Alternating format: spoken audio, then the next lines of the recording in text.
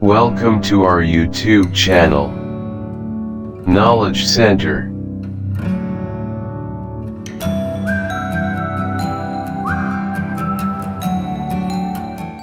नमस्कार दोस्तों, मैं मंजन एक बार फिर से आपका हमारे YouTube चैनल नॉलेज सेंटर पर हार्दिक स्वागत करते हैं।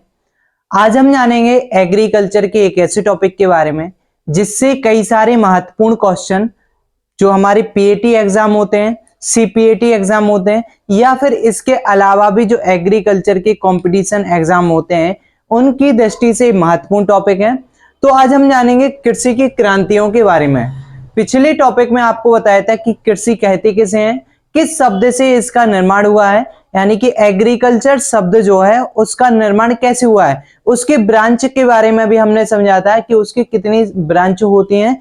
आज हम जानेंगे ऐसे ही टॉपिक के बारे में, कृषि की क्रांतियों के बारे में, कि कृषि के अंदर कौन कौन सी क्रांतियां होती हैं। तो चलिए जानते हैं एक एक क्रांति के बारे में।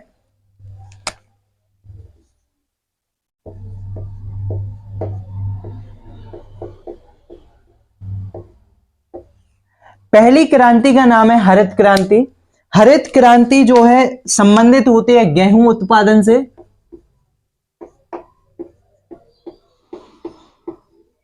और यह जो क्रांति होती है हरित क्रांति, इसका दूसरा उपयोग होता है खाद्यान्न।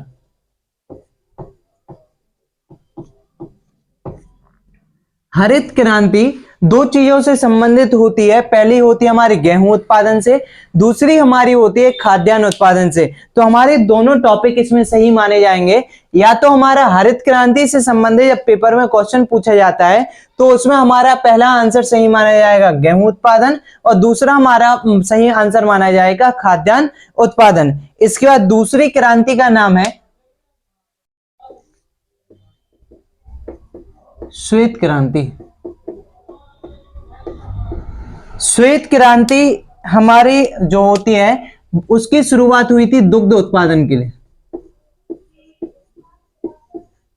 दुग्ध उत्पादन के लिए हम इन क्रांतियों के बारे में डिटेल से आपको जानकारी देंगे। हम आपको बताएंगे कि हरित क्रांति की शुरुआत किसने की, किस सन में हरित क्रांति की शुरुआत हुई थी, कहां से हरित क्रांति की शुरुआत हुई थी। इसके साथ साथ श्वेत क्रांति किसने शुरू की थी, फादर ऑफ मिल्क किसे कहा जाता है, इन सब की जानकारी भी आपको इस वीडियो के बाद जो नेक्स्ट वीडियो तैयार होगी उसमें आपको दी जाएगी। तीसरी क्रांति हमारी संबंधित होती है नीली क्रांति, और यह क्रांति हमारी संबंधित होती है मछली उत्पादन से। मछली उत्पादन से।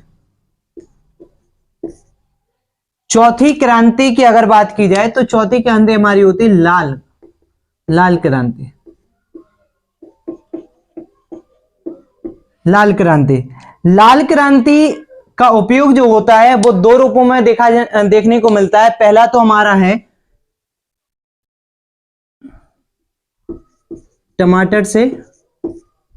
टमाटर उत्पादन से संबंधित, और दूसरा हमें देखने को मिलता है मांस उत्पादन से। अगर लाल क्रांति से संबंधित कोई भी क्वेश्चन आपसे पेपर में पूछा जाएगा, उसमें पूछा जाएगा लाल क्रांति किससे संबंधित होती है, तो अगर हमें दोनों ऑप्शन दिए होंगे तो हमारा दोनों ऑप्शन का जो आंसर होगा वो सही माना जाएगा। तो इसका हमारा जो दोनों वाला टमाटर उत्पादन के लिए भी लाल क्रांति का उपयोग होता है और मांस उत्पादन के लिए भी लाल क्रांति का उपयोग हम करते हैं। इसके बाद होता है हमारा पांचवा जो है पीली क्रांति।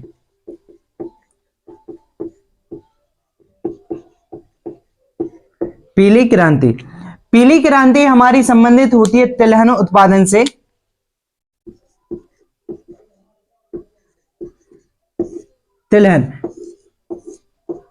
तिलहन के बारे में आपको थोड़ी सी जानकारी दे दें। तिलहन उत्पादन में मध्य प्रदेश का नंबर जो है प्रथम स्थान पे है। मध्य प्रदेश तिलहन उत्पादन के क्षेत्र में मध्य प्रदेश का नंबर फर्स्ट स्थान पर माना जाता है। इसके बाद है हमारी अगली क्रांति छठवीं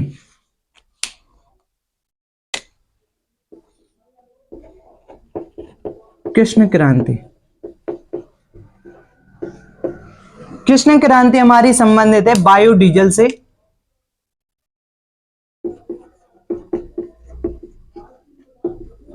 बायोडीजल से कृष्ण क्रांति बायोडीजल से संबंधित रखती है। इसके बाद है हमारी गोल क्रांति, 7वें नंबर पे आती है गोल क्रांति।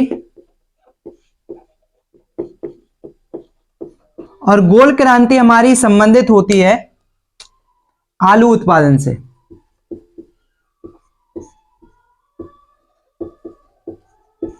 अगर अगली क्रांति की बात की जाए तो अगली हमारी जो क्रांति होती है वो है सफेद क्रांति या फिर रजत क्रांति। रजत क्रांति। और रजत क्रांति हमारी होती है संबंधित अंडा उत्पादन से।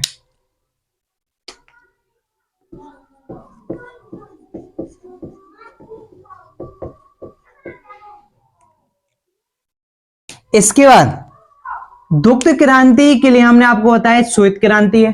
इसके साथ साथ श्वेत क्रांति के अलावा भी एक और नाम होता है ऑपरेशन फ्लड।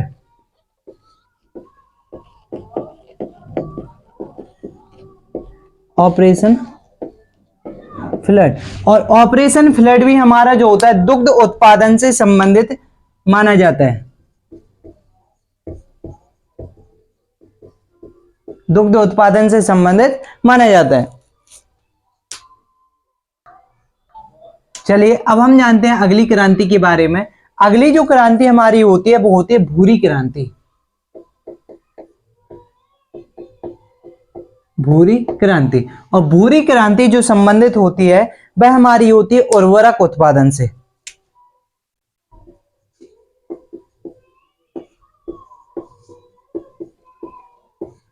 उर्वरक, आपको थोड़ी सी जानकारी दे दें। उर्वरक का मतलब होता है जो हम रसायन का प्रयोग करते हैं खेत के अंदर, उसे हम उर्वरक के रूप में देखते हैं। और अगली क्रांति हमारी होती है मूक क्रांति। मूक क्रांति। और मूक क्रांति जो हमारी संबंधित होती है वो होती है मोटे अनाज से।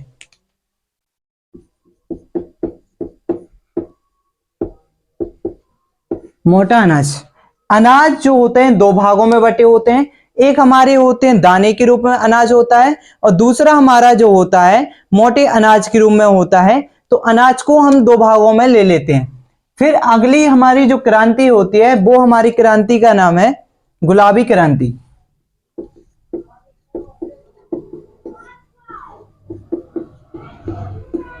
गुलाबी क्रांति। और गुलाबी क्रांति का संबंध होता है झींगा उत्पादन से।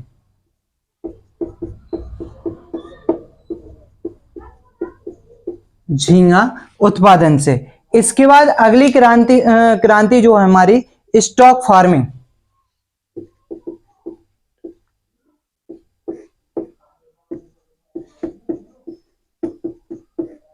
यह जो हमारी संबंधित होती है यह पशु प्रजनन से संबंधित हमारी स्टॉक फार्मिंग मानी जाती है।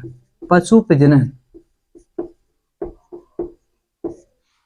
इसके बाद अगर अगली क्रांति की बात करें तो अगली क्रांति का नाम है हमारी सुनहरी क्रांति।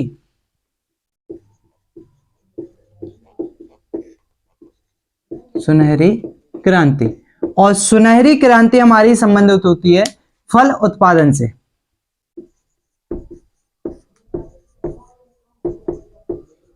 फल उत्पादन से।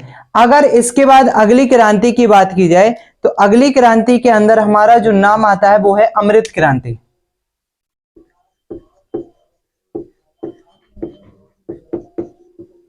अमृत क्रांति।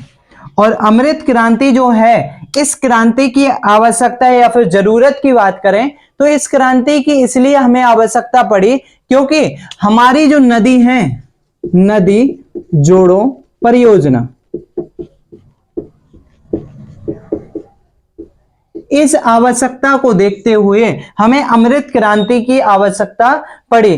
तो अभी तक हमने देखा कि हमारी कितने प्रकार की क्रांतियां होती हैं, इनके बारे में आपको डिटेल से जानकारी दी जाएगी। सिर्फ हमने यहाँ पे देखा कि उस क्रांति का नाम क्या है और वह क्रांति हमारी किससे संबंधित है। तो अभी तक हमने सिर्फ जितना जाना उतने के हिसाब से आपसे इस टॉपिक से कई सारे महत्वपूर्ण क्वेश्चन पेपर में पूछे जाते हैं, तो इसलिए आपको इस टॉपिक को विशेष रूप से ध्यान से देख करके पढ़ना है। आज के लिए बस इतना ही, और नेक्स्ट वीडियो में आपको जानकारी दी जाएगी हरित क्रांति के बारे में और दुग्ध उत्पादन के बारे में, यानी कि श्वेत क्रांति के बारे में। धन्यवाद।